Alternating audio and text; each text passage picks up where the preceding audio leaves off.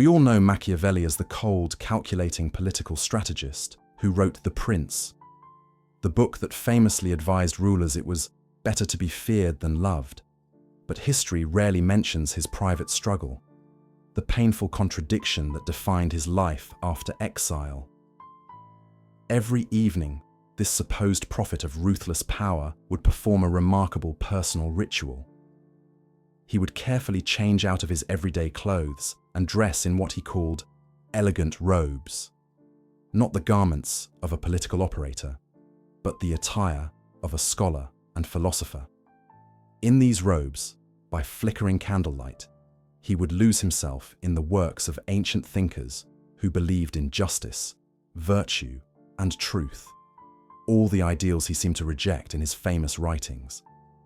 This nightly transformation reveals a profound psychological truth about Machiavelli that most history books ignore.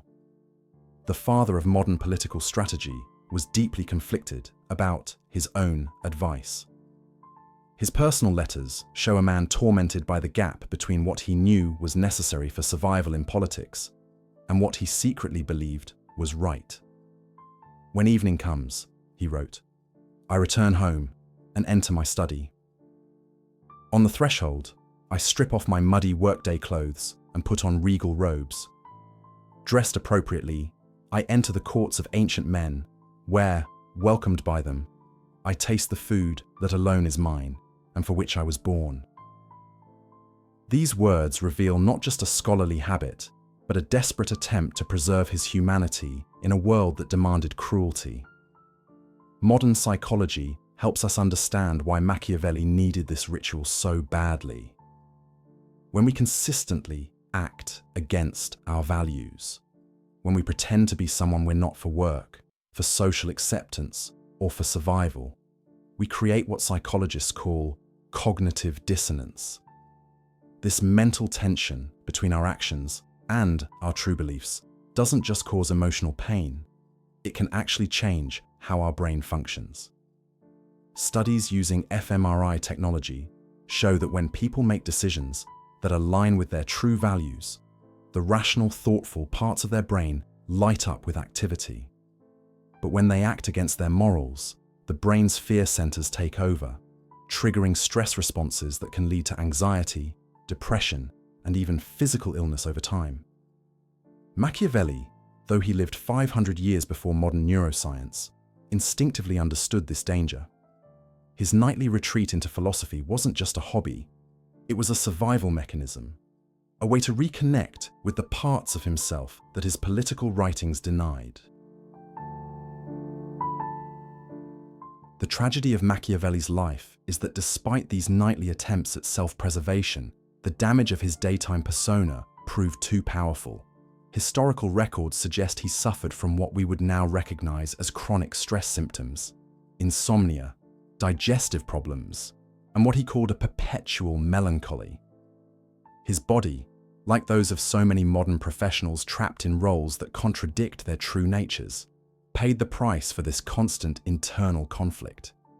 Yet his example offers us a warning and a solution. The warning is clear. When we spend too much time wearing masks, we risk forgetting who we really are. The solution, as Machiavelli discovered too late, is to create regular spaces in our lives where we can take off those masks and reconnect with our authentic selves. This brings us to the most important question. What are the modern equivalents of Machiavelli's elegant robes? In our world of constant performance, where social media demands curated perfection, workplaces reward ruthless efficiency, and personal relationships often require careful diplomacy, how do we preserve our true identities? The answer lies in creating what psychologists call authenticity rituals, regular, intentional practices that allow us to step out of our performed roles and reconnect with our core values. For some, this might mean keeping a completely private journal where they can express thoughts they share with no one else. For others, it could be engaging in creative activities with no professional purpose, painting, playing music, or gardening, simply for the joy of it. The key is that these activities have no audience, no performance pressure, no goal other than personal truth. Machiavelli's story teaches us that the most dangerous lie isn't the ones we tell others, but the ones we tell ourselves.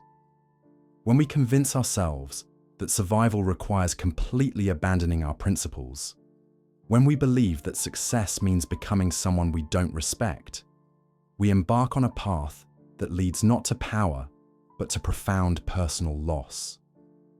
The elegant robes in his lonely study weren't just clothing, they were the lifeline to his soul. In our modern world of constant performance and pervasive anxiety, we would do well to identify and protect our own versions of those robes, those sacred spaces where we can remember and honor who we truly are beneath all the roles we're required to play. The alternative, living entirely without such refuge, is what truly deserves to be called Machiavellian in the worst sense of the word. A life of empty calculation that has forgotten its own heart. You might be reading this and thinking, this sounds exactly like me. That's no coincidence. The Barnum effect, a psychological phenomenon where individuals believe vague, general statements about personality or life circumstances are uniquely tailored to them, explains why Machiavelli's story resonates so deeply.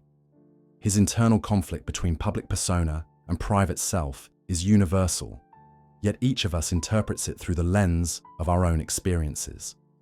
When you read about his nightly ritual, you likely imagined your own version of elegant robes, perhaps a quiet moment with a book, a walk in nature, or a creative outlet that feels like coming home. This isn't just empathy, it's a mirror reflecting your own unspoken struggles. The Barnum effect thrives on ambiguity, and Machiavelli's life is rich with it. His writings were pragmatic, yet his heart longed for idealism. He advised ruthlessness, but craved virtue. These contradictions make his story a perfect vessel for our own projections. You might see yourself in his exhaustion, his longing for authenticity, or his fear of being trapped by societal expectations. And here's the truth: you're not wrong. The specifics may differ, but the underlying tension, the feeling of being torn between who you are and who you need to be, is a shared human experience. Consider this: when you feel drained after a day of performing, whether at work, online, or in relationships, it's not just fatigue. It's the weight of cognitive dissonance, the same burden Machiavelli carried. Your brain, like his, rebels against inconsistency. The Barnum effect works because it taps into these universal truths, making them feel personal. So when you nod along to Machiavelli's story, recognize that you're also nodding to your own. Understanding Machiavelli's internal conflict gives us powerful tools to navigate our own struggles with authenticity in an often inauthentic world. The first step is recognizing the various roles we're required to play: the professional persona, the social mask, the family face, and how these might conflict with our private selves. Like Machiavelli, drafting the prince. By day, while yearning for philosophical truth by night, most of us experience some version of this divide. The key is managing it consciously, rather than letting it manage us. One effective method is the values audit, a regular practice where we compare our actions with our core beliefs. This might involve making 2 lists: one of the principles we truly believe in, honesty, compassion, creativity, etc., and another of behaviors we've exhibited recently. Where do these align? Where do they contradict? The gaps reveal our personal versions of Machiavelli's conflict. Importantly, this isn't about judging ourselves harshly, but about increasing awareness so we can make more conscious choices. Modern psychology suggests that even small acts of authenticity, choosing not to laugh at an offensive joke, admitting uncertainty in a meeting, or setting one firm personal boundary, can begin to repair the damage caused by prolonged self-betrayal. Another crucial practice is creating transition rituals between our different roles. Machiavelli's robe-changing ceremony served this purpose, a physical marker between his political strategist persona and his true scholarly self. Today, we might use a short walk after work, a meditation session, or even just changing clothes as psychological signals that we're moving between different modes of being. Research shows that such rituals help reduce stress by giving our brains clear markers that we're leaving one role and entering another, preventing the bleed over that leads to chronic tension. Here's where the Barnum effect becomes empowering. While it often describes how we fall for vague generalizations, it also highlights a profound truth. You are not alone in your struggles. The very fact that Machiavelli's story feels personal is evidence of how deeply human his conflict was. And if it's human, it's changeable. You have the power to rewrite your relationship with authenticity, just as he tried and failed to do. Start by asking yourself, what's my version of Machiavelli's robes? What activity or space makes me feel most like myself? The answer doesn't need to be grand. It could be as simple as 10 minutes of silence in the morning, a hobby with no stakes, or a conversation where you don't filter your thoughts. These moments are your lifelines, your antidote to the toxicity of performance. Then, pay attention to the Barnum moments in your life, the times when a general truth feels piercingly specific. Use them as clues. When a description of stress resonates, ask, where in my life am I ignoring my own needs? When a story of conflict strikes a chord, ask, where am I betraying my values? These aren't just abstract questions, they're maps to your authentic self. Machiavelli's story ends in tragedy, but yours doesn't have to. His greatest failure wasn't in his politics. It was in waiting too long to confront his own dissonance. You, however, have the advantage of hindsight and modern science to guide you. The Barnum effect reminds us that while our struggles are universal, our solutions must be personal. So tonight, or tomorrow, or the next time you feel the weight of your masks, ask yourself, what's one small step I can take toward authenticity? It might feel insignificant, but remember, Machiavelli's robes were just fabric. Their power came from what they represented, a choice, however fleeting, to honor his truth.